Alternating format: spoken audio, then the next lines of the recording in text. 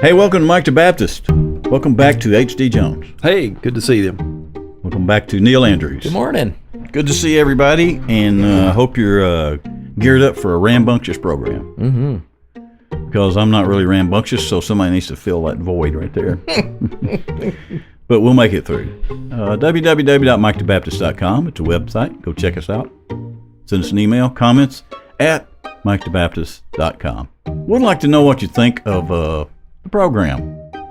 You know, a lot of you folks regularly listen and watch, and we'd like to know what you think. Well, I think... Oh, you were asking them. Well, you can answer, too. Because I mean, pretty much we want to know what you think if you like it. If you don't like it, just keep that to yourself. Yeah, we don't really want to hear all that. We really just want some encouragement. No, you can tell us what you think. We can handle it. We're big boys. Speaking of the front porch, which we weren't, but I'm trying to segue right there. Yeah. I thought it'd be interesting to talk about cars. Guys like to talk about cars. A lot of women like to talk about cars. People just like cars. Guys maybe more so have a fascination with cars, but I guess mechanical, fast, et cetera. And plus we're not highly intelligent when we're young, so cars. But I got to thinking it'd be interesting to hear from everybody what your favorite automobile was that you've ever owned. It could be more than one. And is there an automobile you always wished you had, but you never got? That's still in the back of your mind that's fascinating to you. I'll start. I don't mind starting. I don't really have a favorite automobile that I've had because I've liked several of them for different reasons. I had an MG Midget once. Mm-hmm. I loved it. An MGB. Yes. I didn't have it very long. I just had it for a little while. You know, my granddad was a car dealer, so he would buy and sell. Yeah, it came and went. But it was fun while I had it, whizzing through those hills out there around the Buffalo River country of Arkansas. They just handle like a dream. Yep. I had an Opel GT once, too, which is like the little miniature. They only made them like 4 years. Mine was a 71. I think they made it from 70 to 73. It was blue. It was pretty fast, handled pretty good, and it just looked like a miniature Corvette. It was a great little car. I had a lot of fun in that car. Those were a couple of favorites, maybe. There's another favorite. My house is near the studio here, and out behind my house is a 1953 International Harvester 110 pickup. That was probably made in the town that I lived in. Really? Fort Wayne had a big Harvester factory. I did not know that. Yeah. Because I was looking for parts and stuff there for a while and looked all over the country. And maybe check the Midwest. It's not ready for parts because it's in parts. Because when I bought it, I drove it around for years. I used to drive it around my church, and we called it Gumby. It was green. And I drove it. I used it all the time. But I decided I wanted to restore it. So I started taking it apart. And I took it apart. Yeah. I actually had it, had the frame and all rebuilt, and brake line. I had a lot of that already done. Had the motor mostly rebuilt and actually sitting back on the frame. But then it rained. And it was one of those times when it was raining for like weeks. Oh. And so I just finally covered it up, and I had been wanting to build a mandolin. So I started the mandolin project during that rain, and the mandolin project took 13 weeks. That's all I did every day for 13 weeks. Wow. But then I never went back to the International, and my wife eventually said, will you just at least get it out of the driveway?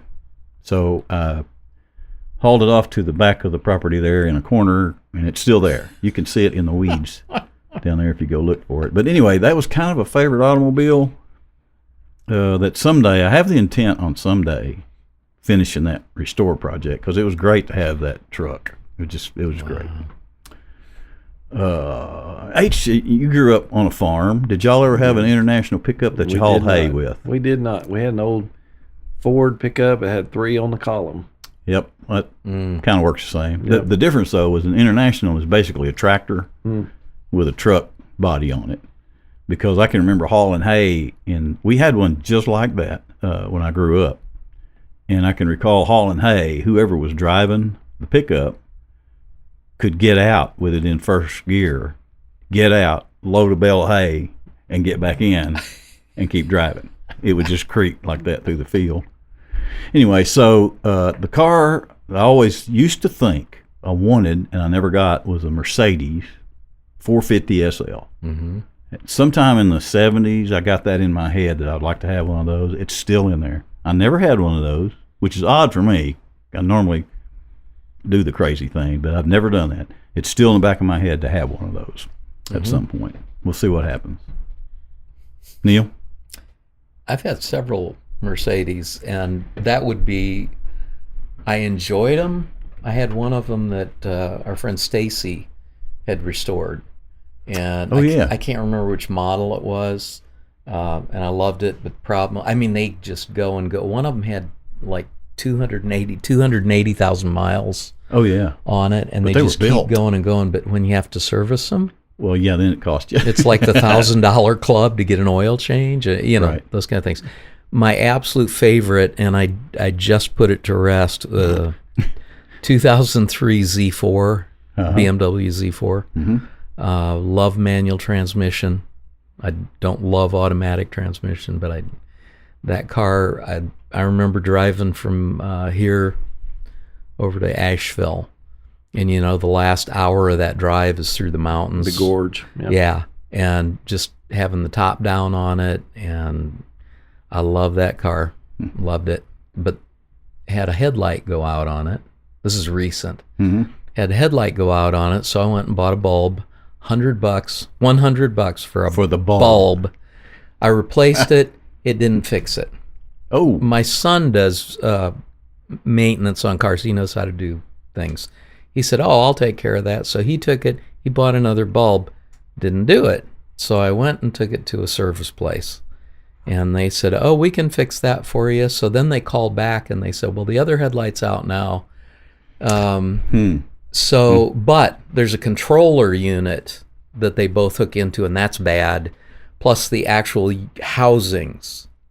And it was going to be that many dollars 5,000 with three zeros after. Yes. Whoa. And I went, WeBuyAnyCar.com, Yeah, right. or Cars for Kids or whatever. But And that was a what? it was a BMW Z4, What year? 2003. Uh-huh. That was my favorite. Wow. And I would get another one if I could.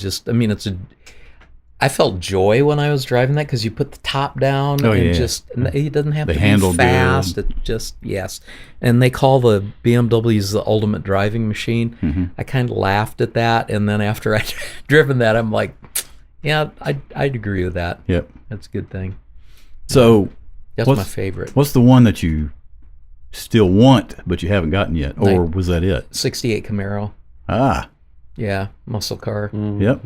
But I've driven those since. I mean, that's always been my dream. Right. I've driven them, and they're not really all that. Yeah. I did drive a Superbird, Daytona Superbird, and I'm still far away from there. Sorry. It's okay. You're getting comfortable, I see. That was, yeah. I almost bought one of those from a neighbor as a first car, Daytona Superbird with a straight shift, her straight shift. And I realized you had to have it wouldn't idle right until you were like 70 miles an hour. And I was wise enough to go, that's not a good idea for me. Yes. So anyway. Yeah. So, yeah.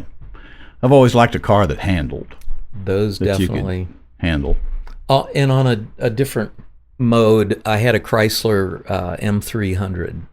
And it was the first year they made them. And it was kind of like a cushy thing. I liked it because the clock in the center had Roman numerals in it. Exactly. That was Kind that of a was classy cool. touch. But that was a really nice car. That Yep. was very nice. I liked it. But manual transmission all the way.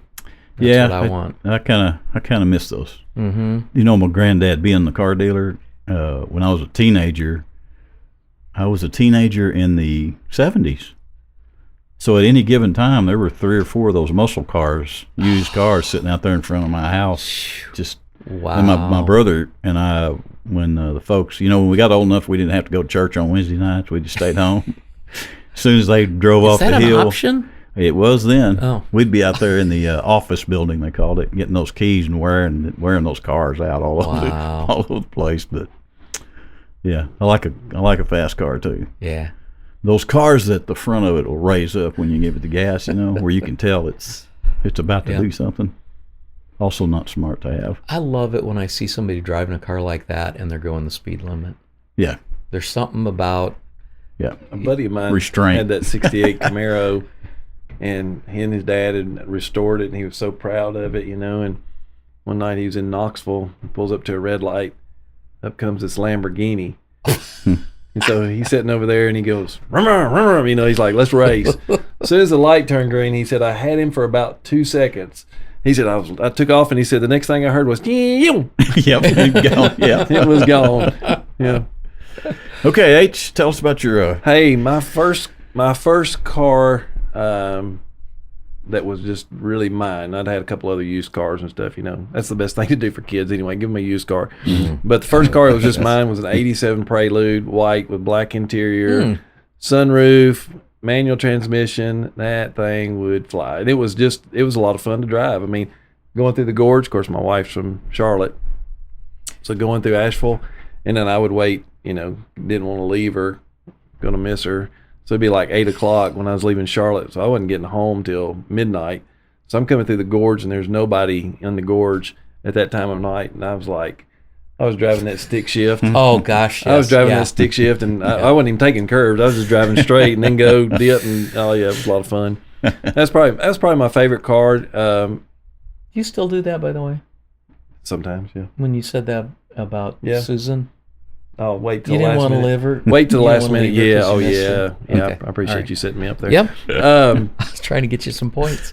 but then we found out real quick that car seats don't fit very well in the back of a Honda Prelude. right. Exactly. So we had to trade up, and actually a girl I went to church with bought it, and I think she blew the engine up, and they fixed it, and I don't know what happened to it from them, but that was my favorite. And then the car I always wanted and never had was, do you remember in Back to the Future, the first one? Mm-hmm. Yeah, the DeLorean. Yep. No, the truck that he wanted. It's at the very end of the movie. A truck. It's a Toyota black jacked up 4-wheel drive pickup truck. At the very end of that movie, and it is so sharp. Yeah. And I was like, that would be awesome to drive. Is it the first one? Yeah. First Back to the Future? There's a guy in my hometown, Richard something. I can't remember his last name, but he had a automotive shop there. He had one of those Toyotas jacked up, had the big lift kit on it, and that was the coolest looking little pickup truck. Yep. He had the huge monster tires, and that thing jacked way up there. It was a nice truck. We would go to his house once in a while, visit him, sit around, and he kept I don't remember if it was a 22 or a high-powered air PB type rifle. Kept it by his recliner, and he lived in like a log cabin type house. And you'd be sitting down there visiting with that guy, and a mouse or something would cross the floor over there or get up on the counter. He would just pull his gun up from beside his recliner and shoot it right there. Right there in the the house. Well, that's different. That is odd. But he had a cool pickup truck. Wow. So this is making me want an automobile of some sort. I know, right? I tell you what, I had never driven a Corvette that I can remember. Anyway, that's another story, but a year or two ago, my daughter rented one for her fella for his birthday or something, and she called me as a surprise for him. So she called me to go get it. Oh, nice. So we went and got it, and I drove that thing back, and I'm going to tell you what, those are dangerous if if you're not the guy like you were saying that's just kind of in the speed limit. Yep. Because it went to 110 just like bam, like that. Is that a 23? Is it a newer? Let's see. It was 21, somewhere in there, 21, 22. It's pretty new. Wow. Incredibly fast, but anyway. Kind of like to have one of those too. Hey, there's some guy at our church that we go to that pulls up in a red Corvette. You know what? There's a white Corvette at our church now, too. I think that's his, isn't it? No, the white one is the white one is another fellow. I've already asked him if I could drive that. I started calling him Bruce Wayne. Bruce Wayne, yeah. I kind of got that look. He didn't answer me when I asked him if I could drive it. There's a reason for that. Really? Yeah, I'm going to keep on after him, though. Interesting. You need to go, God told me that I'm supposed to drive your car. That's exactly. I'll pull the church It's that thing God on. card we were talking about last week. Yes. Yeah. Okay, good front porch visit. We'll take a break, come back, talk about some stuff found in the Bible. How's that? Okay. You'll never hear us say at Mike the Baptist that you need our logo t-shirts or hoodies. Just like you wouldn't hear us say that you need Barry White music.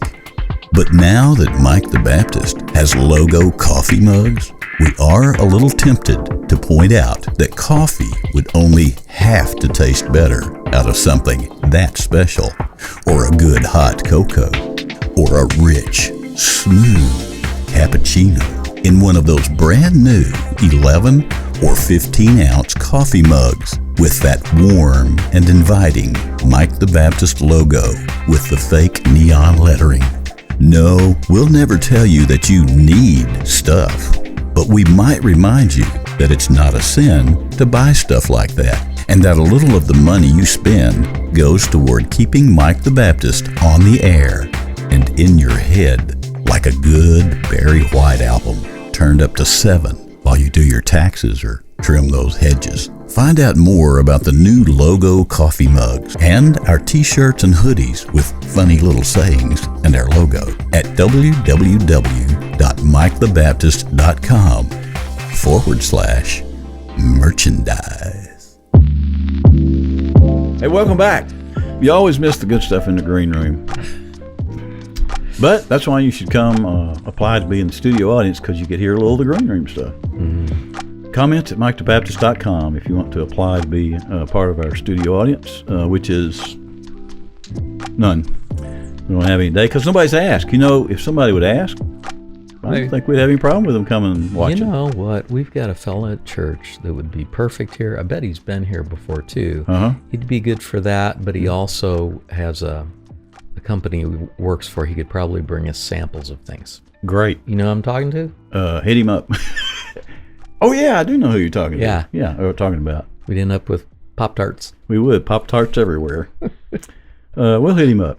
First one of That'd us this be fun. season, let's hit him up. That'd be And he very doesn't fun. talk much. He's a little bit reserved. So, Yes. So he wouldn't talk a lot. Okay, speaking of talking a lot, we have a buzzer here on Mike the Baptist, and we don't use it much, and it's my fault. Because it was really originally intended if we get too churchy. We don't want to get too churchy. We want to just have a conversation. So that's what we're going to do here today, correct? Yes, sir. We're just going to have a conversation and hopefully relate.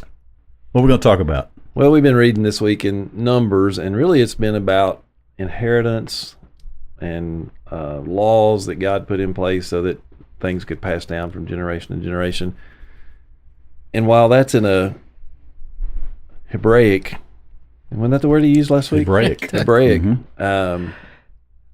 lifestyle, I thought about how we could apply that to our lives. And so we're just going to talk a little bit in general today about our legacy. And so I want to start off and just think about what legacy was handed down to you. So from your parents, grandparents, what are some things that were handed down to you that's been important?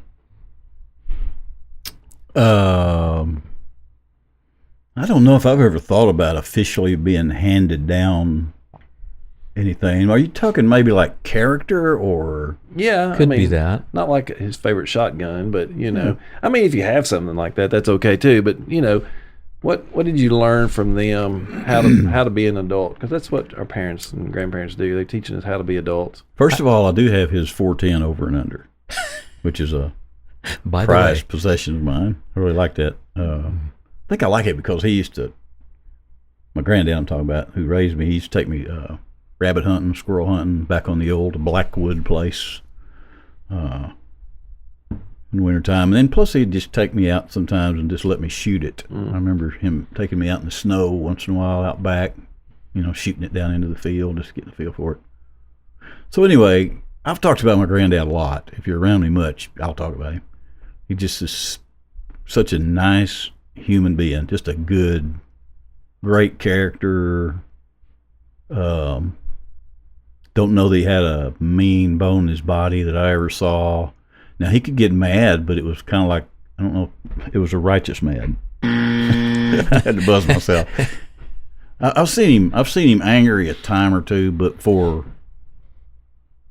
But the reasons I would have seen him angry would be that something wasn't right, and he was angry about something not being right, somebody not doing somebody right, something like that. So anyway, I like to think that I inherited from him a sense of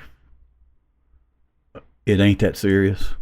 That's good. Take it kind of light, laugh. He and my grandmother, they like to laugh. He liked to find the good in things. He wouldn't complain a lot. Mama complained a lot, but he wouldn't. He wouldn't take it, so to speak, but he wouldn't overreact to anything. He was the quiet, calm, peaceful. Everybody, to a fault, loved the guy. Still to this day, they talk about him. If you bring his name up, I'd like to think I got a little of that. I've messed some of that up, stunk a little bit of it up. But yeah, I would like to think from both of my grandparents, they were from a generation where people worked. They worked hard. Anything they had, they earned. They weren't terribly frivolous. They had fun. They would do things, but they weren't terribly frivolous. I would like to think that they put some stuff in me that I might not have gotten had I been raised by my actual parents' generation. There's a bit of an old soul in me that comes from somewhere, and I think that's where it comes from. There's also a bit of a strange, wild child in me, which I also don't know where that came from. Didn't come from them, but I think their sense of humor and their pursuit of being happy and finding something to laugh at, that's a very healthy thing. I know down the road now I can see where that's a really healthy thing. Anyway, is that what you were asking? No, that's good. Neil, what about you? I spent a lot of time with my grandmother after my grandfather had passed away and they sold the farm. And every day during the week, she had two sisters that lived in the same town. And the sisters would make their way over to her house and they would read the Bible together. They'd sit and she'd typically read to them. Very rarely discussed it or anything. They didn't talk in detail about it, but she'd just read it. And I think that kind of got embedded in me too, is that desire to be so comfortable with the Bible that, when you hear God talk, you can go, yeah, I know that's him because it's backed up in the book.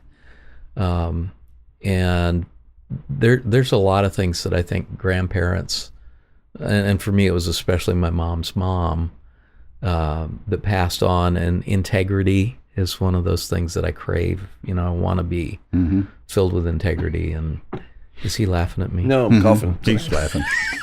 Yeah, maybe he's coughing. That kind of thing. My dad was full of integrity, just solid. He was very quiet about things. It reminds me of what you said about your granddad. He didn't make a big deal about anything. If I got in trouble, I don't remember getting elevated. It was just, I knew I was in trouble. I didn't have to say anything. Right.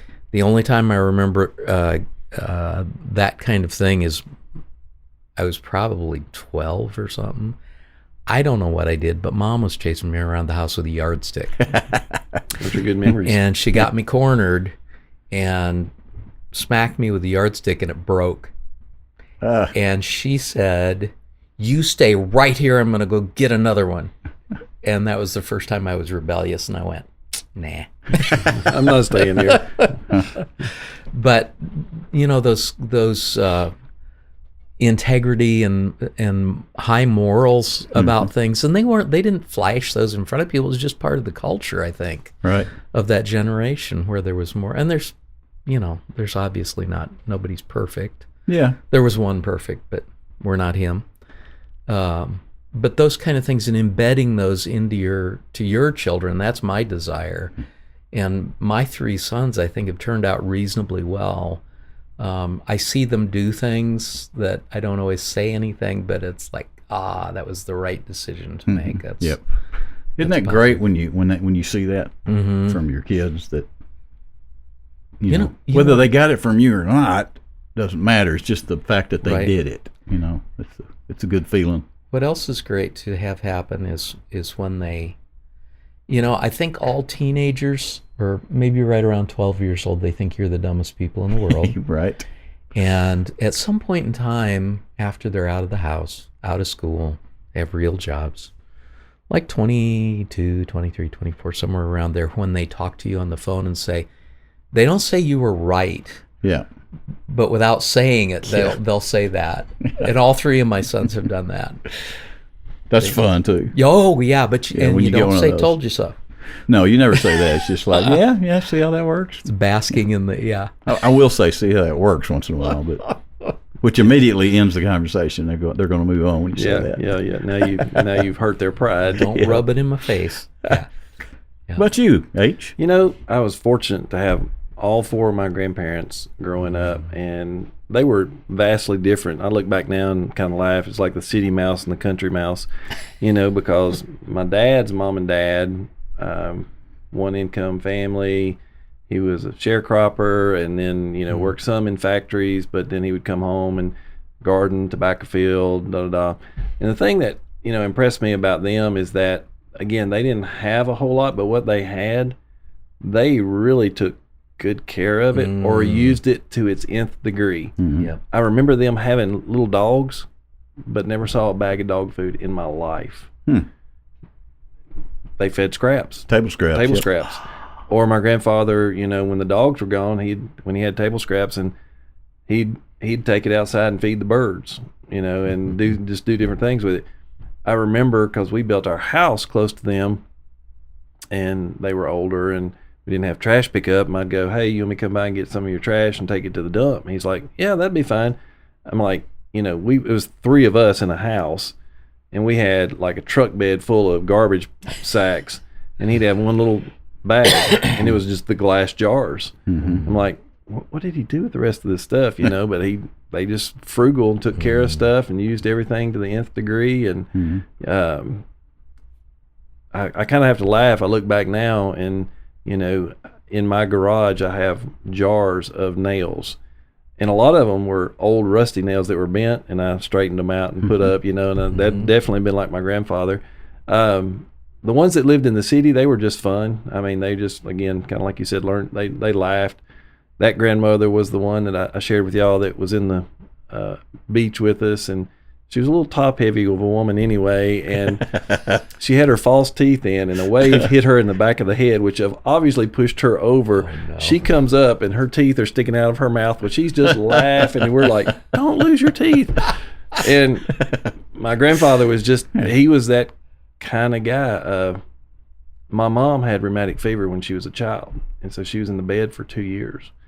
And she said she remembers her dad wearing holes in the bottom of his shoes because he was a salesman, and he wouldn't get new shoes because he wanted Janie to have everything. He wanted her to have what she wanted. So, just that, some of those integrity things. My mom and dad were good. I learned a lot of good things from them, and they're still living, so I don't want to brag on them too much right now because I don't want to get the big head. But why do you ask us today what we feel like we inherited? Because the passage of Scripture is talking a lot about an inheritance, and I think we've been blessed. If you look back over your life, you've been blessed. How you were raised and what you were taught. I feel sorry for some of our kids today, man. We go out and see some of these families, and I'm like, you hate to feel this way, but you get in the car and think, man, these kids ain't got a shot. They're living in squalor, and they're going to be in squalor the rest of their life. And that's not a financial thing. It's just I don't know. It's just a different way of life today. I know you grew up this way in Arkansas, and we grew up this way here. I mean, we weren't the poorest people in town, but we didn't have everything we wanted, but we had a lot of fun. And, again, my grandparents were able to leave a little bit of an inheritance, their stuff, to the kids and the grandkids, but also thinking about, what are we leaving behind? What are we going to leave for the next generation? And I think obviously as Christians, the most important thing we can leave is salvation. Be that example. I think sometimes people that grow up in the church, the problem that they have is that mom and dad say a certain thing on Sunday, but they don't live that way the rest of the time. And, that's always, me and my wife just always, we want to be transparent, because even though I'm the pastor, I have mistakes. I do things that are wrong. And What? And right. And I want my kids to see that I apologize when I need to apologize, that if I disciplined them in an inappropriate way, got angry or something, that I can go back and talk through that. Because, one day we're not going to be here. Yep. And what are we sowing into the next generation? What are they picking up from us is important. I think it's be nice to think you're leaving behind a good character of some sort. Yeah. Because once you're gone, people not going to think back about you about what you had. Yeah. Your stuff, they're going to think back about how you were. Well, this is how they related to you, et cetera, et cetera. Pretty cool story. No, I think you're right on. Pretty cool story, and just happened. So one of the ladies that helped start our church just moved to West Tennessee, and her dad was one of those guys that helped start Temple, was very instrumental in that. Well, Dad gets sick and dies. Mom lives on the place. She gets sick and dies, and then family ends up having to sell the property, divide it up, and it's got all these houses on it, and everybody's kind of heartsick about all that and reminiscing about what it used to be.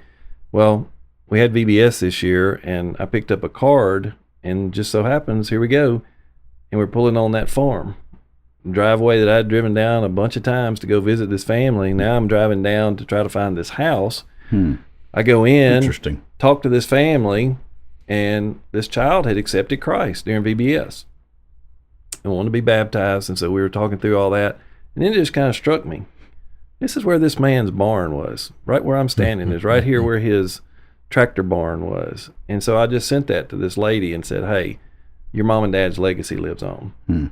Nice. And, that's the thing that we don't see, is that when we are gone, God's still going to use those things that we've planned for good. I'm glad that my bad stuff will eventually be gone. There's a few people that remember it. People I went to high school with, they still remember it, but there's going to come a day when that stuff is gone. And the only thing that's going to remain are the good things. It's who you were. Yeah. In that barn that you're talking about, by the way, Charlie had an AM radio in there on WSM 650 that he never turned off. That's funny. It was always on. Isn't that funny? Wow. I used to drive past that transmitter on my way to the church I was at every day. Isn't it down It's in Brentwood. southern Nashville, south of Nashville?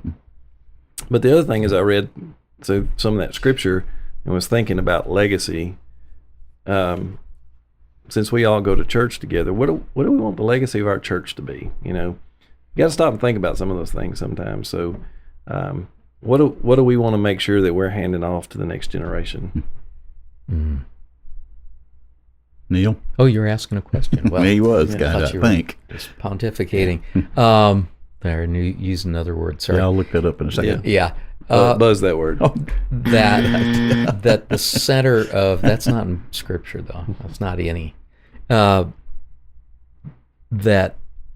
decisions that were made with God at the center of them, and that it doesn't make any difference what the decision is, that God is the center of it. And it's what we were talking about before about, actually it was in Inny last time, about the chord of three.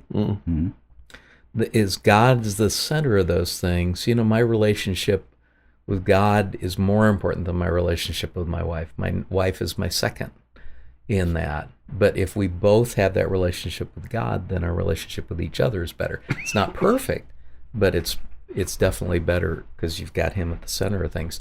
And it's be the same way with the church. And as in the gathering of people, it needs to be the same way. And you would think in a church that would be but after being in ministry for, I don't know, 30-something years, 35 years maybe. I've seen situations where that's not the priority. It's hard. It's difficult. People get off in the weeds with all do. these pursuits, that don't really matter in a way. Right. They do, but they don't. I've seen in the 25, 8, whatever years I've been involved with this one church, I've seen time and time again, we have a tendency to get wrapped up in a building project or a program and get so involved in that you kind of forget. Not really forget, but you kind of get away from the center just a little bit. Once in a while you hurt somebody's feelings, and it's just because we get all wrapped up in our little pursuits of doing things, and maybe kind of forget that. I don't know, forget. That's not the right word either. I don't want. We lose focus. Yes. Yeah, lose a little focus. That's it. And but you know what? The good thing about this group of people, and I'm sure most churches, the good thing about it is that you do come back. At some point, you begin to kind of notice that, and everybody seems to come back to the center again, and kind of. I guess that's maybe that's where you see a growing church. Is that's probably people that are willing to do that, willing to look at themselves in the mirror once in a while, and kind of get back to the center. I'm pretty sure God would approve of that. Yeah. Well, I would think that would be part of reconciliation too, and that's there you go. That is, where is that in the Word? That's what Jesus calls everybody to the ministry of Paul says we have the Paul ministry says of reconciliation. Yeah, we're all called to do that. So Jesus looks at his disciples. This is always one of the things that just kind of blew my mind. Jesus has been walking with his disciples. He does all these. I'm just saying it's. He does all these crazy. He does he does all these great ministries, and he does all these miracles. But he looks at them and he said, "They will know you're my disciple by the love you have, not by your great teaching or the miracles you do, but they will know you've been with me by the love you have one for another." And that's really what I want to make sure that Temple does well. That we love one another inside, but that we also love on people outside the church, that whether they ever come and visit or join Temple Baptist, doesn't matter. We want to make sure we're loving on people that are hurting, loving on people that are looking for something, loving on people that are just part of our community just because. So I really hope, that's our legacy long term. I think that's a good description of this particular bunch of people that I go to church with, because that's what I hear from other people that come there, is they can just kind of feel like they're wanted, maybe. They're like people are friendly. It's always been that way. It's always been that kind of people. I think it's because everybody there is pretty common. Yeah, pretty much. Yeah. That's got to be it. Well, I'm just saying. We always kind of look at this point of our talk and say, okay, what if somebody's listening to this that maybe just stumbled upon it? Maybe they're kind of questioning, should I be a Christian? Am I a Christian? I want to make a statement, and I want you just to listen to it. And that is, without Christ, your life is pointless. It's coming to an end, and the memory of it will be gone forever. I mean, I didn't know my great-grandparents.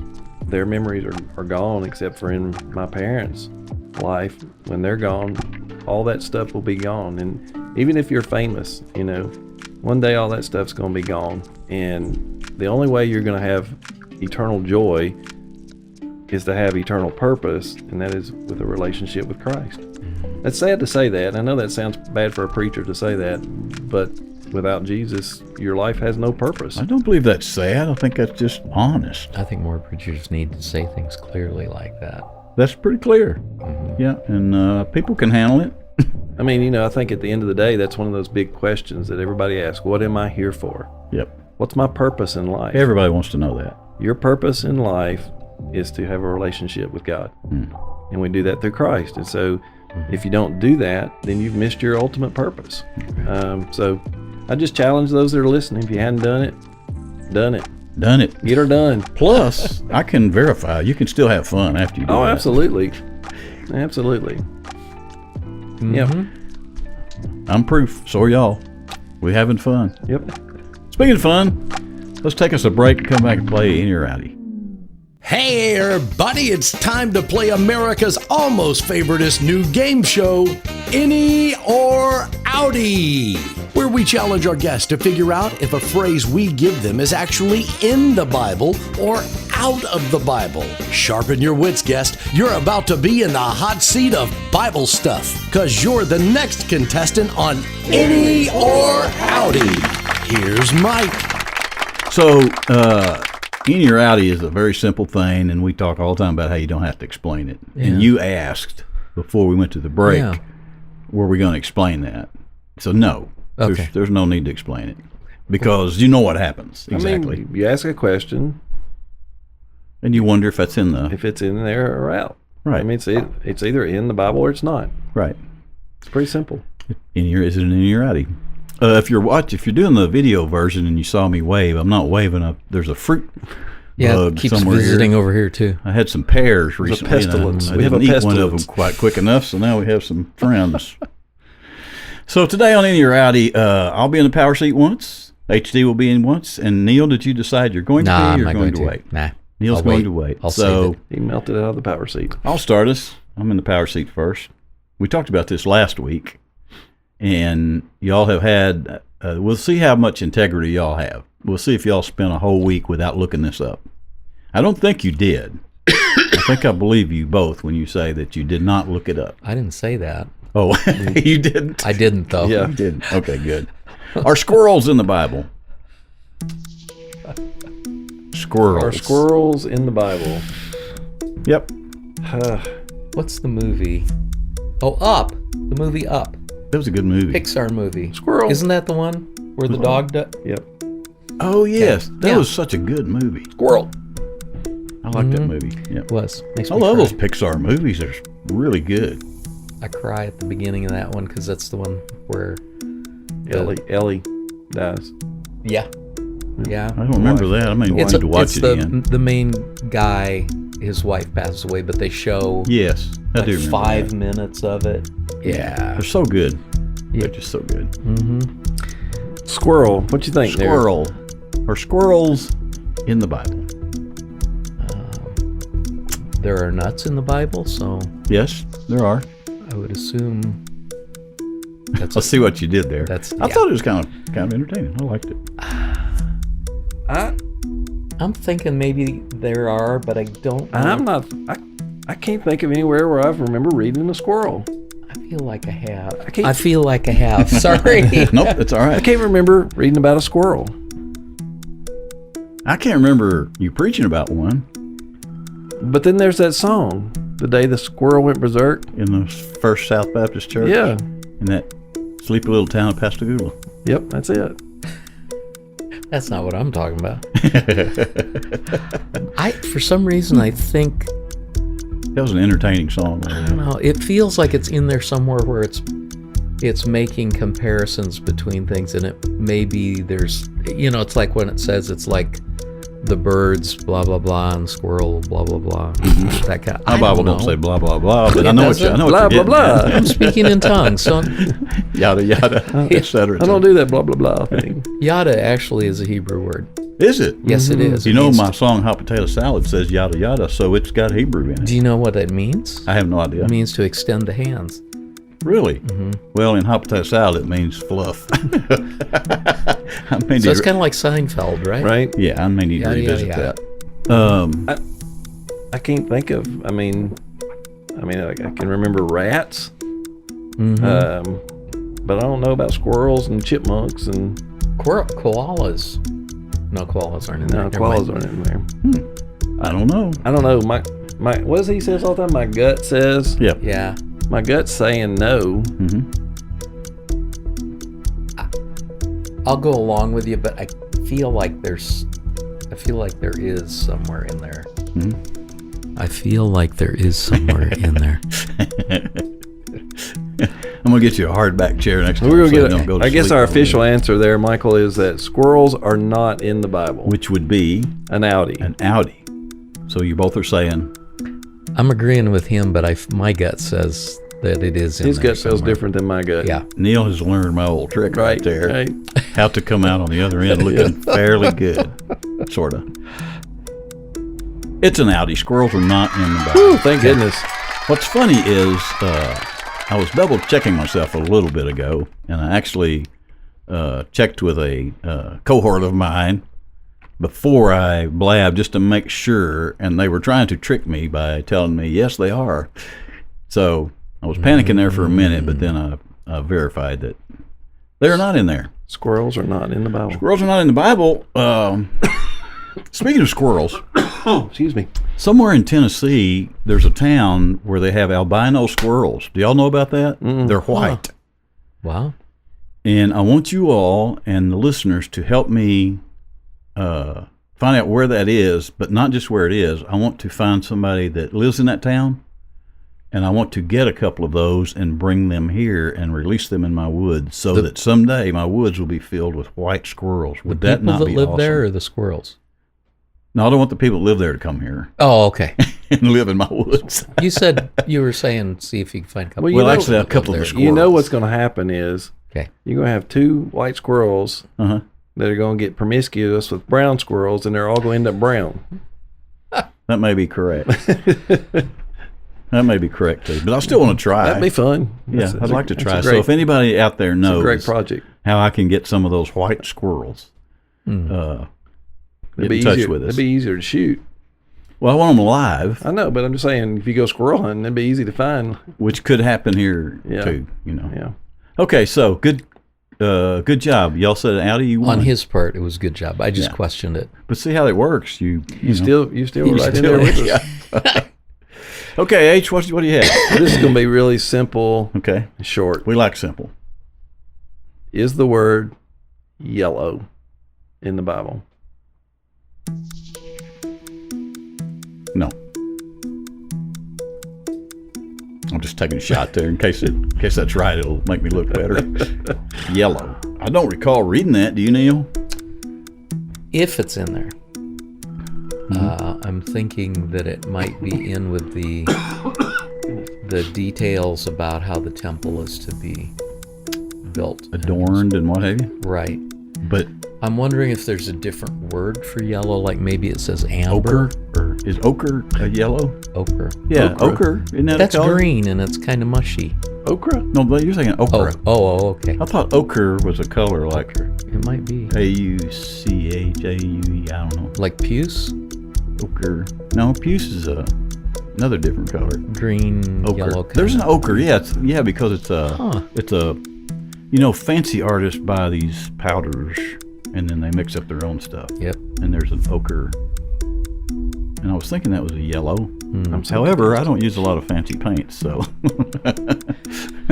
No, but you're a fantastic painter. thank you so much. The kids on the tire swing are amazing. You like that? I love that. I love the tree. Thank you. I love everything about that, and I'm so thankful that it doesn't look like a desolate spot anymore. Yeah, it looked desolate there for a while. Well, it was through October, which was It appropriate. was. Yeah, Yeah. I have a tendency to delay the end of some projects, and that particular painting job that Neil's talking about is to the entrance of our children's wing at our church. I Yeah. painted a road, tree-lined road going off into the distance, and a big tree to the left, and with some kids in a tire swing. Yeah. But for a few months there, I did not put the kids in tire swing, or I did not put any leaves on the trees. They were just these. It kind of looked like a horror movie with Yes. just these dead trees there. Anyway, all that's finished. But thank you. So Appreciate yellow. that. Also, did you notice for a while one of the girls who had her feet in the tire swing, one of them standing on it, but the other one had her feet inside. She didn't have any. She only had one foot down there, and I got to look at that and thinking, you need to see the other one because it looks odd. So anyway, I went painted another foot there. I don't think the word yellow is in the Bible, but Neil, they would have had the color yellow then, Yes. or would they have referred to it as gold Or amber. or amber, which is where you started, but I've talked Right. a big circle around that to get back but, to it. But I don't think yellow's in there. Yellow sounds like a modern word anyway, doesn't it? Like marshmallow. Well, I mean, doesn't that sound like a modern word, marshmallow? You wouldn't expect that to be in the Bible. And I'm thinking yellow. Rat. But there's a lot of descriptions about skies and sun and adornments of. Well, the way the temple was constructed, there's a lot of detail in it about how it was to be put together. Gut says no. Gut says it's an Outty. What do you say? I'll go along with you, but I think it's a good possibility it is in there. Well, yeah. You've done it again. He's a master. Again. He's getting good at this. I've been Your studying. Padawan has studied well. So, But it doesn't sound right, does it? I could hear that. You could hear that. Yeah. So, are the other colors red, black, white? Red Sea. Well, there's that. Yeah. Purple. Blues, purples, yeah. There had to be a word for yellow, but I'm with you. I think it would have said amber or something. So we're gonna say no. We're saying it's an Outty. We're saying right? it's an Outty. We think it's an Outty. It's an Outty. Is You it? think it's an Outty? Yeah. But the color is in there. It's just named something different. What's interesting in my deep study of this is I would have thought it had been in there for like the sun or something, but it's Right. not. But it is in Leviticus 13:30. When you go to visit the priest, if you have a hair that's turned yellow, it's some kind of skin disease and they have to be considered unclean. So the word yellow is actually in there. Really? Yeah. And it's in what? Leviticus. That's amazing. There's a lot of weird stuff in Leviticus. I'm There just is. going to Definitely say. is. A lot of medical stuff in Leviticus. Isn't that where Yep. all the sores and all that stuff's in there? The priest shall examine the disease. With my glasses. I'm glad we don't have that job anymore. And if it appears deeper than the skin, and the hair in it is yellow and thin, then the priest shall pronounce him unclean. It is an itch, a leprous disease of the head or the beard. Wow. So can I get theological for a minute about that? Sure, I guess. Anything to So, clean that up right there. a all of little bit. those laws that are in there, there's how many? 300 and something? I don't There's a even bunch. remember. Were designed for the Israelite people as they were being released from captivity. They had not been their own people for however long they were in captivity, and God was telling them how they should be a people, how they should interact with each other, how they should do things. Anything that was in there that is not in the New Testament was not for us. Is that not correct? Does that make sense? Anything that's not Anything that was in those laws, right. Yeah, more That is the not- ceremonial laws. yes, and like the head coverings. The and moral all- law still all those kind applies to us. of course. The ceremonial laws do not necessarily directly apply to Right. us. But And if they were brought forward Right. to say things like, "This is what marriage is. This is yeah." Right. So they're restated Yep. again, and it's kind of like, there's not a listing of the Ten Commandments in the New Testament, but Jesus speaks those things in there. So Interesting. and I hear so many people making arguments about things that are old ceremonial laws and saying, well, why do we have to wear a headpiece when we're in our church? Why do the women have to sit over here and the men sit over here? And those kind of things, and they'll pick at that minutia that wasn't intended for us. Does that make sense? I think you should put minutia. I just don't. Oh, sorry. That's not biblical. I know, but it confuses me. Okay, it's college word. Well, Sorry. we hadn't used the buzzer much, so we'll use it. Yeah. Okay, good round. What have we learned here, folks? Yellow squirrels are not in the Bible. There you go. Wow. I guess we learned that. I don't know. That's trying to make something out of both of those, but okay. Hey, that was fun. It's always fun. Both of those I like because it's just things that make you think a little bit. And in the big scheme of things, I don't think either one of those are life and death that but it's just nice to know. Don't you feel a little smarter? Like, you're ready for more conversations with intelligent people about what's in the Bible when you have some of this? No. No. Not about yellow squirrels. No. No, I'd like to see any of the three of us in a deep discussion with some theologians, and we say, "Did you know squirrels are not in the Bible?" Oh, we'll take a break and come back and tell you bye. Oh, wow. What a great contestant and a fine sport today on Inny or Outty, America's almost favorite new game show. Study up, future guest people. You're next in the hot seat for Inny or Outty. Hey, thanks for being with us today. Thank you, H.D. Jones. Thank you for inviting me. My pastor, my friend. Thank you to Neil Andrews, my pastor, my friend. I'm Mike the Baptist. I'm just here. Our friend. Thank you so much. And I fished. Our mandolin player. I fished for that. I was lost in that. I was like, what? Yeah, thank you for asking me to play mandolin. I don't play yeah. it a lot, and Neil asked me some time ago if I'd play mandolin once a month at my church, and I do, and I'm happy. And, you know, full disclosure, I don't listen to a lot of modern Christian music, praise music. So that's also exposed me to a lot of that music, which I would not have heard otherwise. Because, like I've told you before, all my radios go to 70s rock and roll. It's just what happens. But so I've gotten to hear all we that. don't do all just modern things either. Oh, no. You do a great mix of stuff, but I have been exposed to things I don't Certainly. hear. It's Yeah. basically what I'm getting at. You need to enjoy that while you can, because there will be no Leonard Skinner in heaven. I hope they're there. Well, the music. Yeah. They might not be singing the Yeah, they won't be able to sing those songs. Give Me together. 3 Steps, some of that they'll have to edit out. But anyway, thanks for asking me to play. I've been Absolutely. enjoying playing Thanks it. for doing it. And it's made me stretch a little, you know.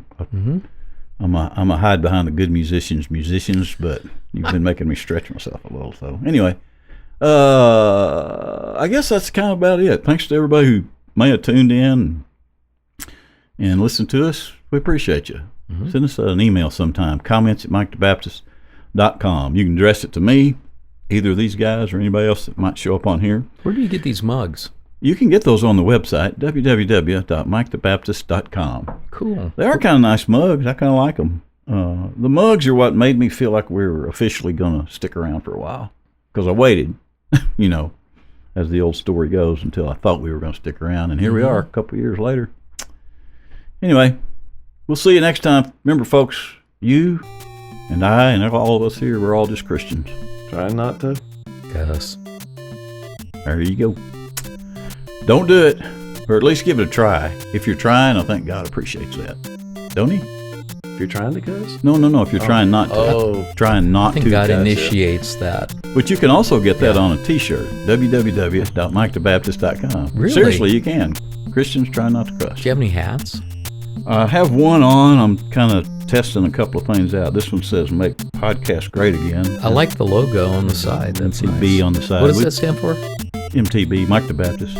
Oh, you mean like www.MikeTheBaptist.com? Exactly. Been experimenting. You know, if enough people ask about caps, we'll print some up, but we'll probably embroider them when we do. Anyway, thanks for being here. We're just Christians trying not to cuss. Remember that. See you next time.